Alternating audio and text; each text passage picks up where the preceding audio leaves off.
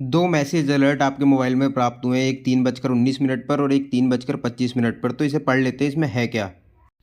यह भारत सरकार के दूरसंचार विभाग द्वारा सेल ब्रॉडकास्टिंग सिस्टम के माध्यम से भेजा गया एक नमूना परीक्षण है। कृपया इस संदेश पर ध्यान न दें क्योंकि इस पर आपकी ओर से कोई भी कार्रवाई आवश्यक नहीं है। यह संदेश राष्ट्रीय आपदा प्रबंधन प्राधिकरण द्वारा कार्यान्वित किए जा रहे अखिल भारतीय आपात अलर्ट सिस्टम को संचार हेतु सिस्टम जांचने हेतु भेजा गया है। इस सिस्टम में उद्देश्य सार्वजनिक सुरक्षा को बढ़ाना और आपात स्थिति के दौरान समय पर अलर्ट प्रदान करना है। तो इस मैसेज में एक जांच की जा रही है जो आपात स्थिति की जांच के लिए इसका यूज़ किया जाए।